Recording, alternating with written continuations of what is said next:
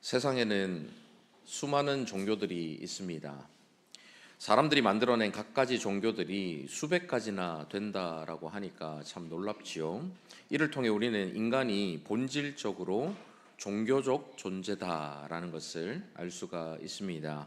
프랑스의 천재 수학자이자 철학자인 파스칼은 그의 글 모음집인 팡세에서 인간의 마음 속에 커다란 구멍이 있는데 그 구멍은 어떤 피조물로도 메꿀 수가 없고 오직 신에 의해서만이 채울 수 있다, 이렇게 말을 했습니다.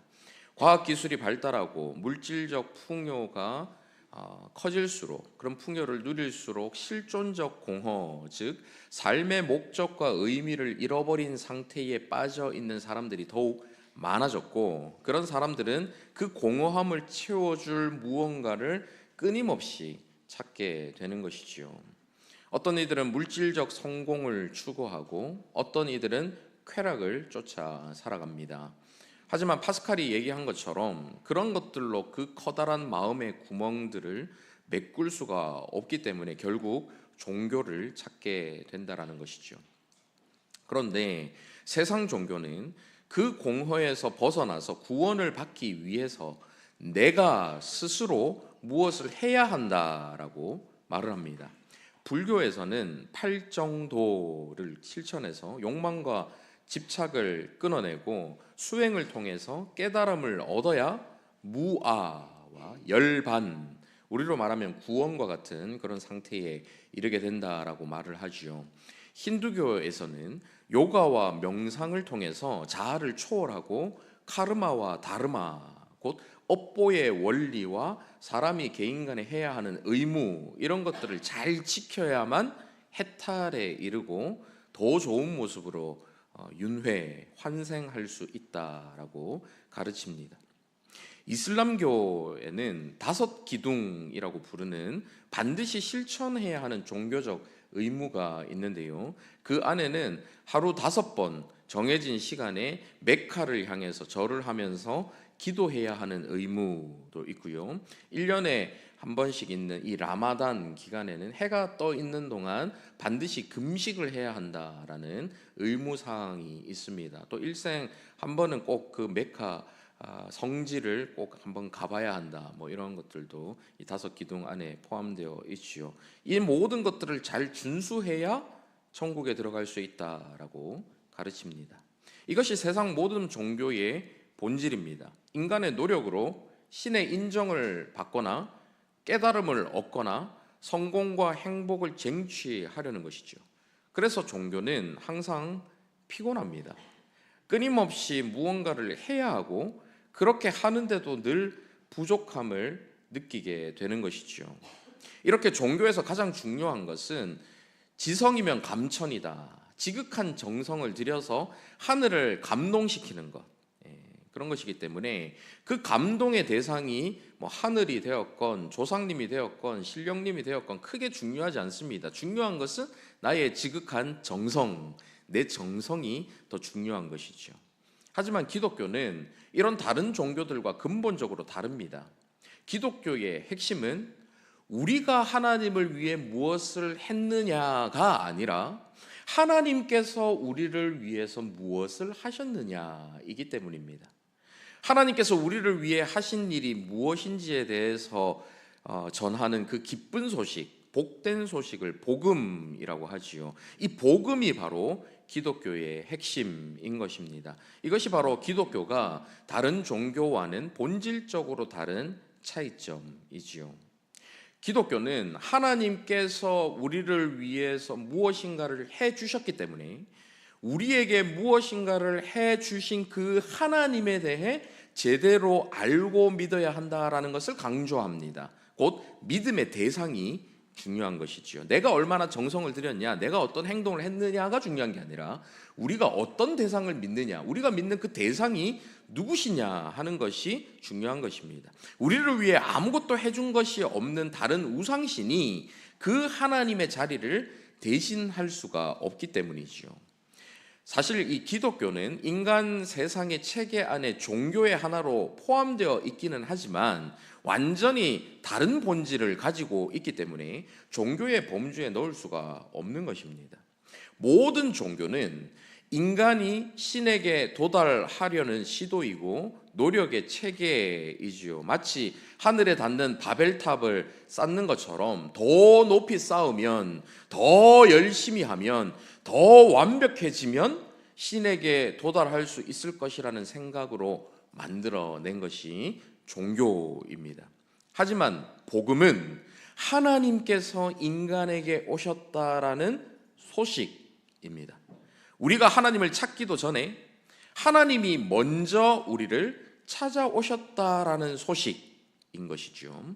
그것도 우리가 아직 죄인 되었을 때에, 곧 하나님의 사랑이나 하나님의 은혜나 구원이나 보호나 돌보심이나 이끄심이나 기도를 들으시고 응답하시는 그 어떤 좋은 것이라도 받을 만한 아무런 자격도 아무런 조건도 없던 그때에, 하나님의 원수로 존재했던 바로 그때에 그분께서 먼저 우리를 사랑해 주셨고 그분께서 먼저 우리에게 찾아오셨습니다. 그러니 다른 모든 종교와 본질적으로 다른 것일 수밖에 없는 것이죠. 종교는 인간의 행위와 인간의 능력과 인간의 노력으로 신에게 받아들여지려고 합니다. 네가 이렇게 하면, 네가 이 정도 경지에 오르면, 네가 이런 것을 갖추면 신이 너를 받아주실 거야. 신이 너를 불쌍히 여기실 거야. 신이 너에게 복을 주실지도 몰라. 그렇기 때문에 종교적 열심의 동기는 자기 욕망을 채우는 것이죠. 신이 기쁘신 것, 이것이 신의 기쁨 자체의 목적이 있는 게 아니라 신이 기쁘셔서 나에게 주는 복이 목적인 거예요. 신이 노하심을 푸는 것을 통해서 신이 막 화가 나시니까 그게 마음이 불편해서 하는 게 아니라 신이 노하시면 나에게 해를 가하니까 내가 해를 당하지 않기 위해서 신의 노여움을 풀어드리려고 행동하는 것, 이것이 바로 종교인 것입니다. 신을 감동시켜서 자신이 복을 받기 위해, 자신이 수용되고 자신이 사랑을 받기 위해 최선을 다하는 것이죠. 고대 근동 지역에서는 심지어 자기 자식을 불태워서 바치기까지 했습니다. 이런 극단적인 행동의 근원은 신을 위해 하는 지극한 정성처럼 보이지만 결국 신의 감동으로 자신이 원하는 것을 얻기 위해서 이기적인 탐욕과 종교심의 끔찍한 모습이라고 할 수가 있는 것이죠. 하지만 복음은 하나님께서 이미 너를 받아주셨어. 네가 아무것도 하지 않은 바로 그때에도 하나님은 이미 너를 사랑하셔서 하나님의 아들을 너를 위해서, 그 아들 예수 그리스도를 너를 위해서 보내주셨어 라고 하면서 은혜로 주어지는 구원에 대해서 말하고 있습니다. 그렇게 하나님께서는 우리의 자식을 바치라고 하지 않으시고 자신의 아들을 우리에게 내어주신 분이시죠. 하나님의 아들 예수 그리스도께서 우리의 죄와 수치를 모두 가져가시고 그분에게 있는 의와 영광을 우리에게 주셨습니다. 우리의 죄는 너무나 심각해서 하나님의 아들이 죽으셔야 했지만 동시에 우리를 향한 하나님의 사랑이 너무나도 크셔서 그분의 아들을 기꺼이 내어주신 것이죠.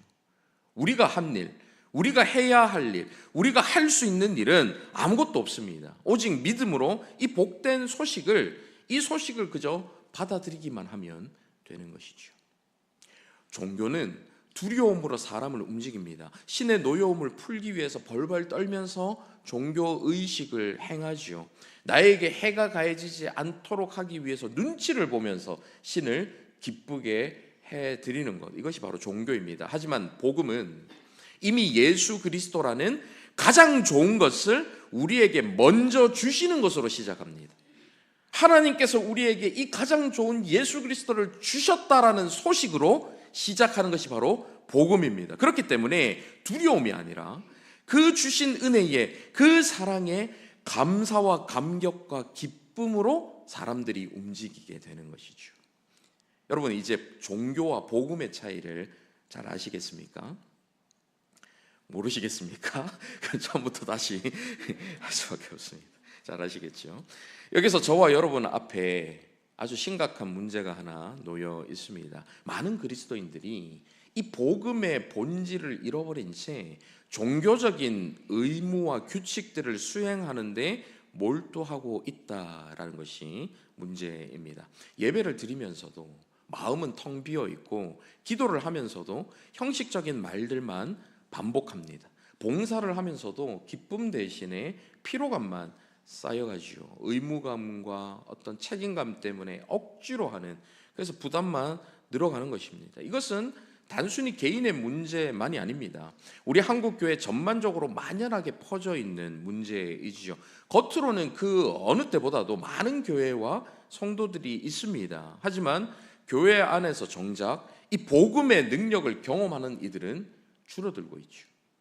주일이면 수많은 사람들이 교회 건물을 가득 채우지만 그들의 일상은 세상 사람들과 크게 다르지 않습니다. 똑같이 탐욕스럽고 똑같이 이기적이고 똑같이 불안과 두려움 속에 살아가는 것이죠. 저와 여러분은 어떻습니까?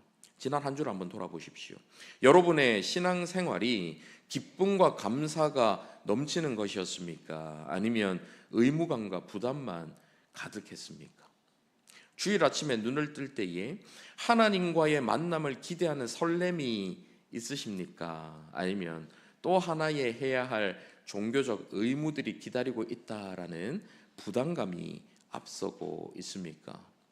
여러분의 섬김이 기쁨에서 비롯된 것입니까? 아니면 책임감만 의무감만 남은 힘든 희생입니까? 다른 성도들을 만날 때에 진정한 교제의 기쁨이 있으십니까? 아니면 여러분이 해야 할 역할과 임무가 먼저 떠올라서 만나는 것도 좀 부담스럽고 꺼려지는 그런 상태에 놓여 계십니까?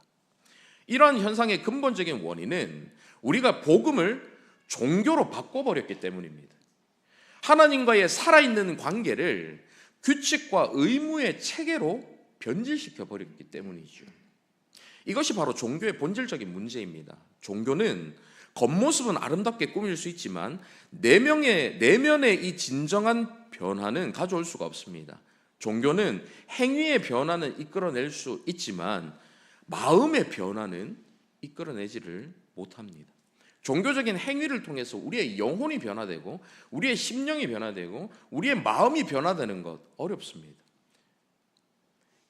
그렇다면 우리는 어떻게 해야 할까요? 이 종교의 틀을 어떻게 깨고 나올 수가 있을까요? 해답은 복음으로 돌아가는 것입니다. 예수 그리스도께서 우리에게 주신 이 좋은 소식, 복된 소식으로 다시 돌아가는 것입니다. 그리고 그 복음에 합당한 반응으로 신앙생활을 하는 것이죠. 우리가 복음의 감격을 가지고 기쁨으로 예배 자리에 나오면 이 자리에서 눈물 흘려가며 감격스럽게 예배하던 때가 있었을 것입니다. 하지만 그때가 과거형으로 끝났다면 지금은 그 감격이 없고 의무감만 남는다면 우리는 다시 복음으로 돌아가야 하는 거예요. 주님께서 우리에게 하신 그 일에 대해서 다시 한번 되새기고 그 감격을 다시 한번 회복해야 하는 것입니다. 이것은 일주일에 한 번, 1년에 한 번 해야 되는 일일 수도 있지만 아니요, 매일마다 해야 되는 거예요. 매일마다 우리는 이 복음에서 벗어나는 삶을 살아가기 때문에 매일마다 우리는 이 복음의 능력을 경험하는 것보다는 종교적인 생활로 또는 인간적인 생각으로 살아가는 것이 더 자연스러운 환경과 더 자연스러운 사람들이기 때문에 우리는 매일마다 이 복음으로 돌아가고 다시 돌아가야 하는 것이죠. 누가복음 1장 31, 32절 한번 보십시오. 보라, 내가 잉태하여 아들을 낳으리니 이 그 이름을 예수라 하라. 그가 큰 자가 되고 지극히 높으신 이의 아들이라 일컬어질 것이요 주 하나님께서 그 조상 다윗의 왕위를 그에게 주시리니. 이 소식은 마리아에게 무엇을 하라라는 명령이 아니었습니다. 하나님께서 마리아에게 찾아오셔서 마리아를 위해서, 마리아를 통해서 어떤 일을 하시려는가, 어떤 일을 성취하시려는가 하는 것을 말씀하시는 선포였지요. 마리아는 단지 이 소식을 듣고 주의 여종이오니 말씀대로 내게 이루어지이다 응답했을 뿐입니다. 마리아가 어떤 일을 해서 어떤 준비가 되어서 어떤 경건한 모습을 갖추었기 때문에 하나님께서 그녀를 찾아오셔서 메시아의 어머니가 되게 만들어 주신 것이 아니라 하나님께서 일방적으로 정하셔서 은혜로 베풀어 주신 것이죠. 마리아는 이 소식을 그냥 들었습니다. 그리고 그 소식에 대해서 반응했죠. 하나님은 자신의 아들을 이 땅에 보내시면서 로마의 황제나 예루살렘의 대제사장의 가문이 아니라 나사렛의 평범한 이 마리아를 택했습니다. 특별한 배경도 뛰어난 업적도 없었지요. 이것은 우연이 아닙니다. 하나님의 구원이 인간의 능력이나 인간의 자격과는 무관하다라는 것을 보여주시는 것이죠. 우리의 학벌이나 우리의 재산이나 우리의 사회적 지위나 우리의 도덕적 공로가 하나님의 은혜를 받는 조건이 아니라는 것입니다. 하나님께서는 이렇게 우리의 부족함이나 연약함에도 불구하고 그 부족함과 연약함이 있음에도 불구하고 우리를 사랑해 주시고 우리를 찾아와 주신 것이죠. 이 놀랍고도 복된 소식을 들은 마리아의 반응이 바로 오늘 본문에 나옵니다. 마리아의 찬가라고도 불리는 찬양이지요. 이 찬양은 하나님을 감동시키기 위해서 수단으로 부르는 것이 아닙니다. 하나님의 복을 받기 위한 수단으로 부르는 것이 아닙니다. 이미 하나님의 복을 받았기 때문에 그 복을 받아서 그 복에 대한 기쁨과 감격과 감사를 표현하는 것이지요. 바로 저와 여러분이 복음 앞에서 보여야 하는 합당한 반응의 모범이라고 할 수 있는 것입니다. 이제 이 부분을 조금 더 자세하게 살펴보도록 하겠습니다. 여러분 본문 46절을 먼저 한번 보십시오. 마리아가 이르되 내 영혼이 주를 찬양하며. 여기서 우리는 진정한 찬양의 본질을 발견할 수가 있습니다. 찬양이라는 것은 단순히 아름다운 노래를 부르거나 종교적인 의무감에서 나오는 것이 아닙니다. 찬양은 영혼 깊은 곳에서 우러나오는 전 존재 자체가 하나님께 올려드리는 하나님을 향한 감사와 기쁨의 표현인 것이죠. 우리 찬양대가 앞에 나오셔서 찬양을 할 때에 하나님의 부르심 찬양할 때에 여러분의 전 존재가 영혼 깊은 곳에서 우러나오는 하나님의 부르심에 대한 감사와 기쁨으로 표현하는 찬양이 되어야 하는 것입니다. 우리 찬양대 그렇게 찬양하셨죠? 네. 그리고 찬양대가 찬양할 때도 우리는 앉아서 오늘 뭐 노래 잘하네, 오늘 여성 파트가 좋네, 남자와 이렇게 조화가 잘 이루네 감상하는 게 아니라 같은 마음으로 같은 심정을 가지고 하나님께 같이 찬양을 올려드리는 거예요. 그래서 때로 찬양대 앞에 나오셔서 찬양할 때 앉으신 분들이 감동이 있으시면 함께 부르셔도 됩니다. 하나님께 함께 찬양하는 시간이기 때문이죠. 이어서 47절 48절 한번 보십시오. 같이 한번 읽어보실까요? 시작. 내 마음이 하나님 내 구주를 기뻐하였음은 그의 여종의 비천함을 들보셨습니다. 보라 이제 후로는 만세에 나를 복이 있다 일컬으리로다. 여기서 먼저 주목할 것은 마리아가 하나님을 내 구주라고 부른다는 것입니다. 이것은 그녀가 자신이 구원이 필요한 죄인이다라는 것을 인정하는 것이죠.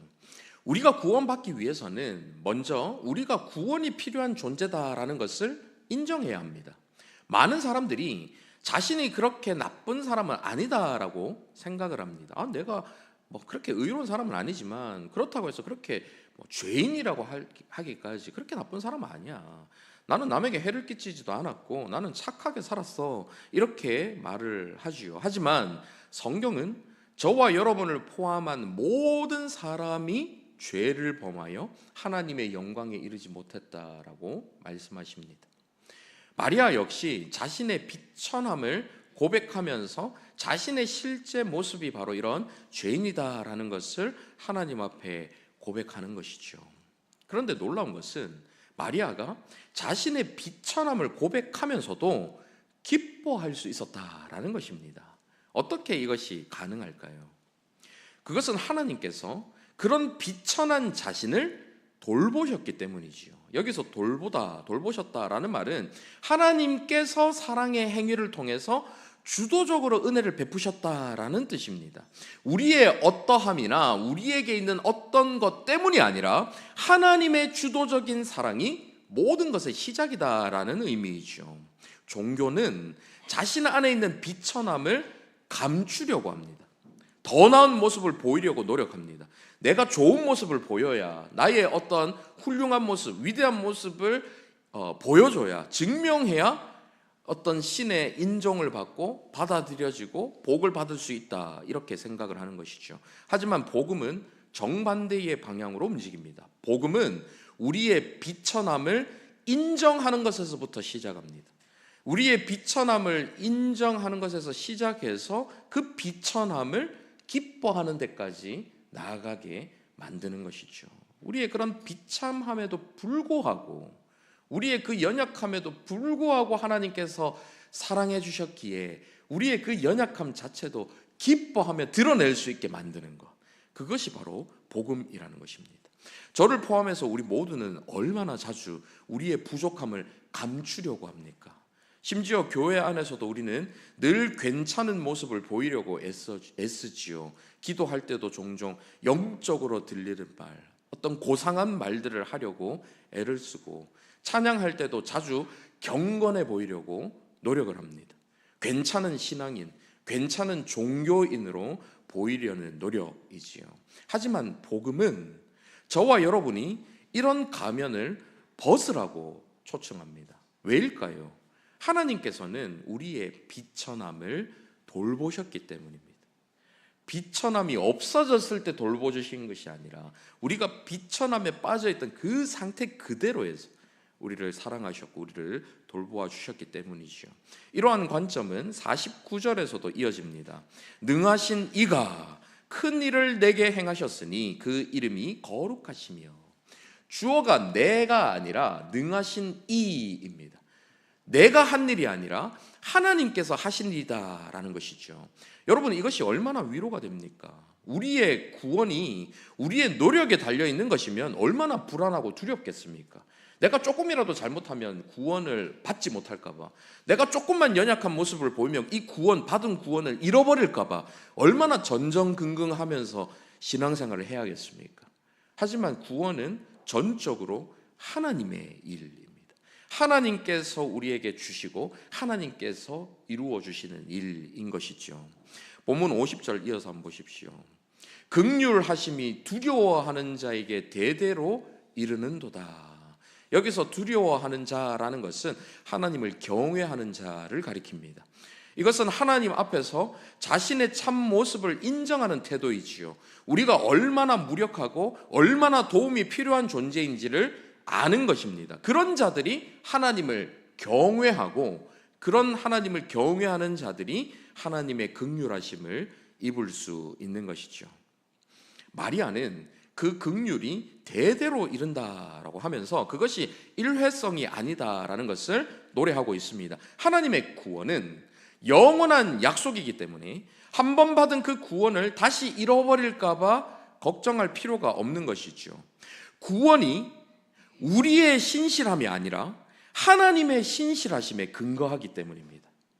우리가 얻은 구원은 우리의 어떤 모습이 근거가 되어서 얻을 수 있었던 것이 아니라 하나님의 신실하심에, 하나님의 약속에 근거해서 우리가 얻는 것이기 때문에 우리는 이 구원을 잃어버릴까 봐 불안해하지 않아도 되는 것이죠.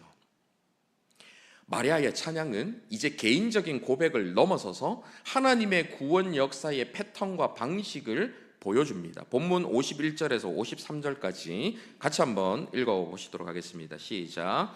그의 팔로 힘을 보이사 마음의 생각이 교만한 자들을 흩으셨고 권세 있는 자를 그 위에서 내비치셨으며 비천한 자를 높이셨고 줄이는 자를 좋은 곳으로 배불리셨으며 부자는 빈손으로 보내셨도다. 하나님께서는 자신의 의를 세우는 교만한 자가 아니라 자신의 죄와 연약함을 인정하고 하나님을 의지하는 겸손한 자에게 은혜를 베풀어 주십니다. 이것이 바로 복음의 역설입니다. 세상은 더 강해져라, 더 높이 올라가라, 더 성공해라 말하지만 종교는 그렇게 해야만 신의 긍휼을 받을 수 있다라고 이야기하지만 하나님의 나라는 정반대의 원리로 움직입니다. 자신을 높이는 자는 낮아지고 자신을 낮추는 자는 높아지지요. 자신의 의를 내세우는 자는 하나님의 의를 얻지 못하고 자신의 죄를 인정하는 자가 하나님의 의를 얻는 것입니다. 줄이는 자를 좋은 것으로 배불리셨으며, 이 구절은 영적인 갈망에 대해 말하지요. 자신의 영적인 빈곤을 인정하고 하나님을 갈망하는 자에게 하나님께서는 은혜를 베풀어 주시는 것입니다. 의에 줄이고 목마른 자, 그 자에게 하나님께서 채워주시는 것이죠.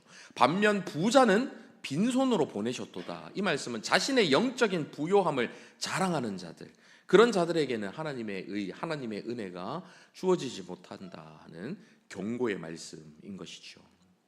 마지막으로 본문 54, 55절 한번 보십시오. 그 종 이스라엘을 도우사 긍휼히 여기시고 기억하시되 우리 조상에게 말씀하신 것과 같이 아브라함과 그 자손에게 영원히 하시리로다 하니라. 여기서 마리아는 자신의 잉태가 단순한 개인적인 사건이 아니다라는 것을 보여주고 있습니다. 이것은 하나님께서 아브라함에게 하셨던 그 약속의 성취다라는 것이죠. 하나님께서는 이미 수천 년 전에 아브라함을 먼저 찾으시고 그를 부르셨습니다. 그리고 그의 후손을 통해서 모든 민족이 복을 받을 것이다라는 약속을 주셨지요. 그 약속을 주신 후에 수천 년이 흐른 후 이 평범한 처녀의 태중에서 그 모든 약속이 이루어지기 시작한 것입니다. 하나님은 결코 자신의 약속을 잊지 않으셨습니다. 때로는 더디 보일지라도 하나님께서는 반드시 그 주신 약속을 지키시는 분이시지요. 더 놀라운 것은 마리아가 이 찬양을 부를 때에 아직 아무것도 이루어지지 않았다라는 것입니다. 예수님은 아직 태어나지도 않았습니다. 구유에 눕히지도 않았습니다. 제자들을 부르실 일도 없었습니다. 십자가에 달리시는 일도, 부활하시는 일도 먼 미래의 일이었습니다. 마리아의 눈앞의 세상은 여전히 로마의 압제 아래에 있었고, 여전히 가난한 자들은 가난했습니다. 병든 자들은 여전히 고통받고 있었고, 죄인들은 여전히 멸시받고 있었지요. 불의한 자들은 여전히 득세하여서 불의가 가득한 세상 가운데 살아가고 있었습니다. 그런데도 마리아는 마치 모든 것이 이미 다 이루어진 것처럼 찬양을 하고 있는 것이죠. 어떻게 그게 가능했을까요? 그녀는 하나님의 약속을 신뢰했기 때문입니다. 이것이 바로 믿음입니다. 믿음에 대해서 이야기하는 히브리서 11장 1절 한번 보십시오. 믿음에 대해서 뭐라고 말씀하십니까? 믿음은 바라는 것들의 실상이요 보이지 않는 것들의 증거다.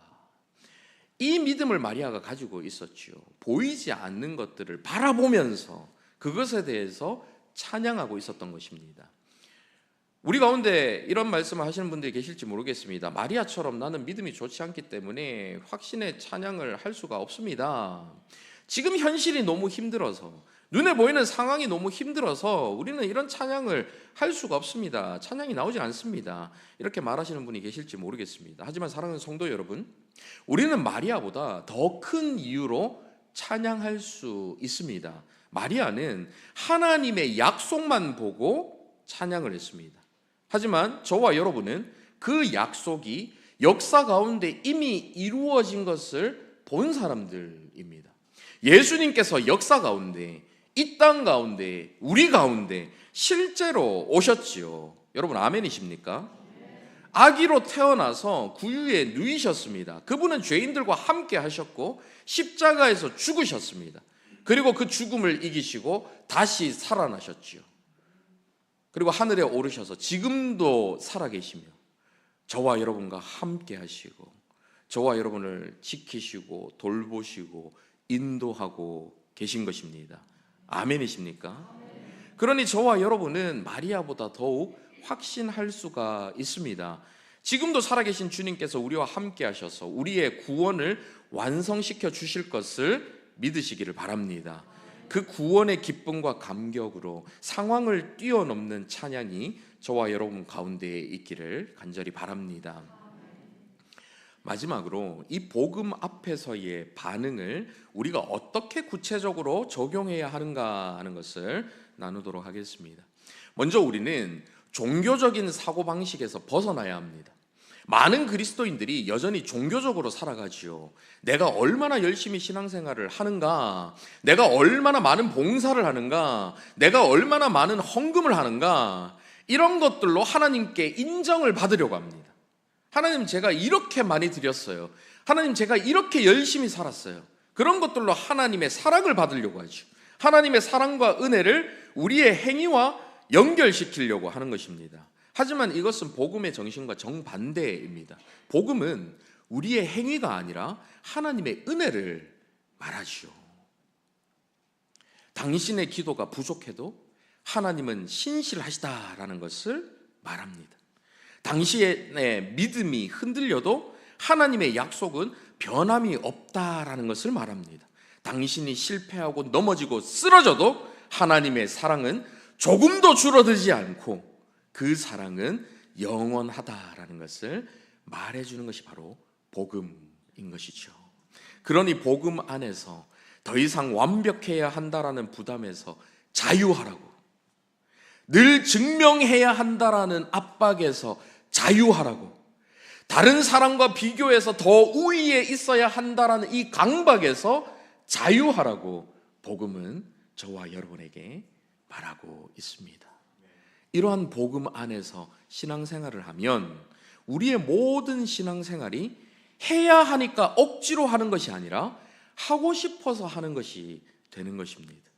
우리의 예배는 출석을 체크하는 의무가 아니라 하나님께 벌받지 않기 위해서 하는 수단이 아니라 은혜에 대한 감사의 표현이 되고요. 설교는 지루하고 뻔한 도덕적 교훈이 아니라 하나님을 날마다 새롭게 알아가는 기쁨의 시간이 되는 것입니다.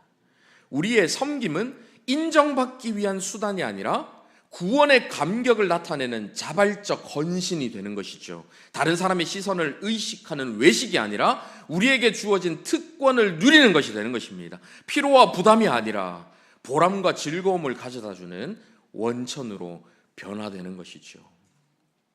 복음은 이렇게 우리의 신앙생활을 변화시킵니다. 복음은 우리의 신앙생활뿐만 아니라 삶의 모든 영역까지도 변화시킵니다. 직장에서, 학교에서, 가정에서 우리는 더 이상 우리 자신이 인정받기 위해서, 누군가로부터 받아들여지기 위해서, 나 자신의 능력을 증명해내기 위해서 몸부림치지 않아도 됩니다. 왜냐하면 우리는 이미 하나님께 온전히 인정받았고 하나님께 온전히 받아들여진 존재이기 때문이죠. 이 말씀은 우리가 열심히 살지 않아도 된다는 말씀은 아닙니다. 우리가 열심히 살아야죠. 우리가 다른 사람의 인정받는 것도 중요합니다. 하지만 우리가 열심히 사는 목적 자체가, 동기 자체가 인정을 받기 위함이 아니라 이미 인정을 받았기 때문에, 이미 용납받고 사랑받았기 때문에 그것에 대한 감사로 하나님의 뜻대로 살아드리고 열심히 살아가고 다른 사람들의 인정을 받는 것이지요. 그래서 동기와 그 목적 자체가 완전히 다른 것입니다. 어려운 고난이 닥쳐도 종교적인 삶을 사는 사람들은 하나님께서 나를 벌하시나 보다, 내가 신앙생활을 똑바로 하지 않아서, 내가 기도를 쌓지 않아서, 내가 부족해서 나에게 이런 일이, 내 자식에게 이런 일이 일어났나 보다, 이런 생각을 하게 됩니다. 하지만 복음의 사람은 이런 상황 속에서도 하나님은 여전히 나를 사랑하시는 내 아버지시다. 비록 내 눈앞에 고난이 있지만, 어려움이 있지만 하나님께서는 여전히 이 상황 속에서도 나를 사랑하시는 내 아버지시다. 더 깊이 깨닫는 거예요. 더 깊이 생각하는 거예요. 그럴 때일수록 더 하나님께서 나를 버리지도, 나를 그냥 내버려 두지도 않으시는 나의 아버지시다라는 것을 더 붙들고, 이 모든 것을 통해 그분의 선한 목적을 이루실 것이라는 확신을 가지는 것이죠. 그러니 여러분, 더 이상 종교적으로 살지 마십시오. 우리의 행위로 의롭게 되려 하지 마십시오. 대신 복음의 은혜를 깊이 묵상하고 그 은혜에 감격하며 그 은혜를 찬양하며 살아가는 저와 여러분 다 되시기를 간절히 바랍니다. 이제 말씀을 맺겠습니다. 주중에 제가 목회자 컨퍼런스 다녀왔는데요, 그곳에서 어느 목사님을 만났는데 그 목사님께 들은 이야기를 잠시 전해드리도록 하겠습니다. 제가 만난 이 목사님과 함께 책을 읽고 나누는 모임을 했던 다른 목사님 한 분이 계셨다고 해요. 이 목사님이 갑자기 루게릭병에 걸리셨다고 합니다. 그래서 상태가 급속도로 나빠져서 이제 온몸을 움직이지 못하고, 마비가 되어서 움직이지 못하고, 눈도 감지 못하고 24시간 눈을 뜬 상태로 왼쪽 눈썹만 까딱까딱 할 수 있는 그런 상태까지 이르렀다고 합니다. 이제 마지막 순간이 얼마 남지 않았다라고 생각되는 바로 그때에 이 누워 계시는 이 목사님의 사모님으로부터 제가 만난 이 목사님께 연락이 와서 그분을 이렇게 방문을 하게 되었대요. 이 목사님이 이제 마지막으로 이 목사님을 위해서 기도를 해드려야 되겠다 이런 생각으로 그 루게릭병에 걸린 그 목사님을 찾아갔다라고 합니다. 누워 계신 목사님은 이 찾아오신 목사님을 보고 자음 모음 서판과 이 왼쪽 눈썹의 움직임을 통해서 사모님과 소통을 하셨는데 이 사모님께서 아주 뜻밖의 말씀을 하셨다라고 합니다. 사모님이 이제 찾아오신 목사님께 이런 말씀을 하시는 거예요. 목사님, 조 목사가 목사님께 기도 받으려고 모신 게 아니고요. 목사님이 최근에 혈액암에 걸리셨다라는 말을 듣고 목사님을 위해 기도해 드리고 싶어서 모신 거래요. 제가 주중에 만난 목사님이 그 당시에 혈액암 진단을 받으셨거든요. 지금 누워서 꼼짝 못하고 24시간 눈도 감지 못하고 온몸이 마비가 되어서 죽음 앞에 놓여 있는 이 목사님이 친구 목사님이 아프시다라는 이야기를 듣고 그분을 위해서 기도해 드리기 위해서 부르셨다라는 말씀하셨다는 거예요. 이 목사님이 그 말씀을 듣고 머리가 하얘졌다고 합니다. 생각지도 못한 말씀이었기 때문이죠. 온몸이 마비된 채로 24시간 감지도 못하는 이 눈가에 하염없이 흘러내리는 눈물이 자신을 위한 그분의 기도였는데 그 모습을 보면서 너무나 영광스럽고 가슴이 벅차 올랐다라는 말을 전해 들었습니다. 그리고 그분은 며칠 후 돌아가셨다라고 하지요. 여러분, 이것이 복음으로 살아가는 삶입니다. 비록 자신은 온몸이 마비가 되고 죽음을 코앞에 두고 있는 상태임에도 친구의 병을 더 큰 아픔으로 여기면서 친구를 위해 기도해 주는 모습, 이것이 어떻게 사람의 힘으로 가능하겠습니까? 나 중심의 이기적이고 형식적인 종교 생활만 한 사람에게서는 결코 볼 수 없는 복음의 사람의 숭고한 모습 아닙니까? 이렇게 복음은 우리의 모든 것을 바꾸는 하나님의 능력입니다. 사랑하는 성도 여러분, 종교의 길은 끊임없이 자기를 증명해야 하고 실패할 때마다 좌절해야 하고 늘 불안한 마음으로 살아가는 길입니다. 종교의 길은 우리에게 닥친 고난 가운데에 벌벌 떨면서 그 고난 가운데에 원망하는 마음, 불평하는 마음, 증오하는 마음, 좌절하는 마음만 일으키는 길이죠. 하지만 복음의 길은 이미 받은 사랑을 누리는 길입니다. 실패 가운데서도 소망을 발견하는 길이고 고난 속에서도 참된 평안을 누리는 길이죠. 종교의 틀을 깨는 복음으로 살아가는 저와 여러분 되시기를 바랍니다. 복음으로 관점과 생각이 바뀌고 복음으로 신앙생활이 바뀌고 복음으로 삶의 전부가 변화되는 저와 여러분 다 되시기를 간절히 바랍니다. 아멘. 이 시간 말씀을 생각하며 또 가사를 묵상하며 주님을 예배하는 것 함께 찬양하도록 하시겠습니다.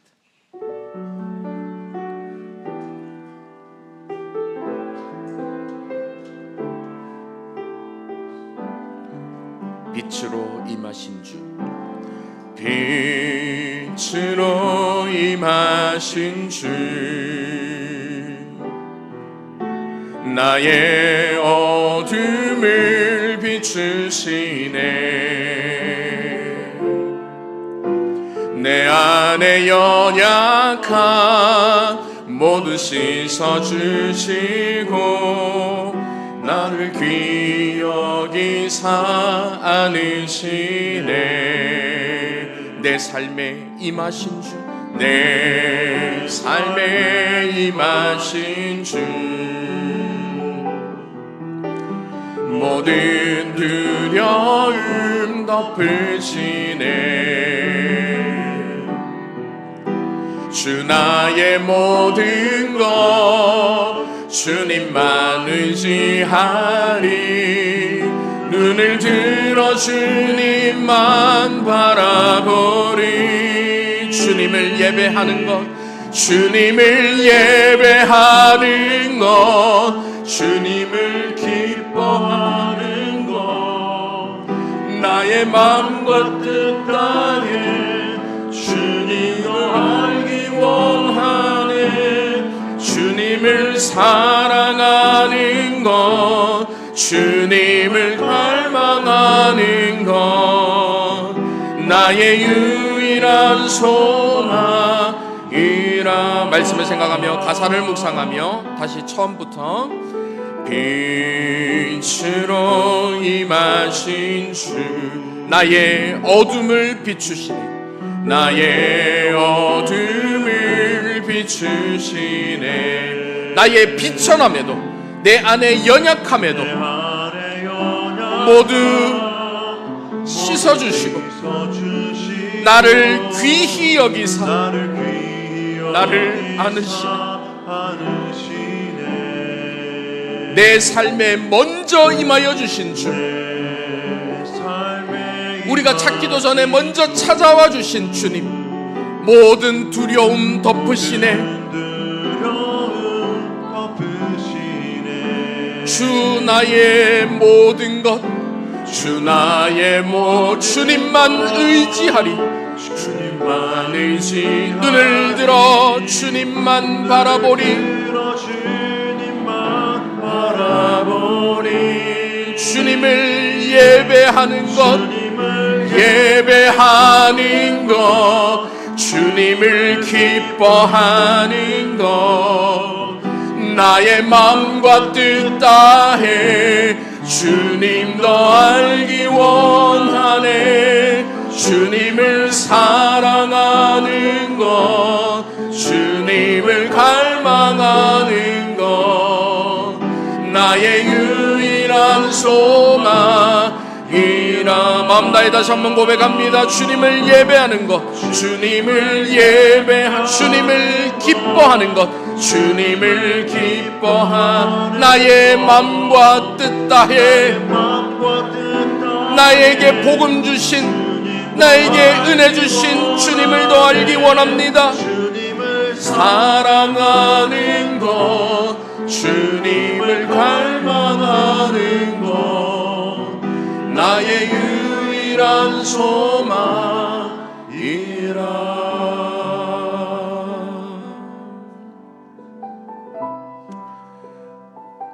사랑하는 성도 여러분 저와 여러분은 무거운 짐을 지우는 종교 생활을 하는 사람들이 아닙니다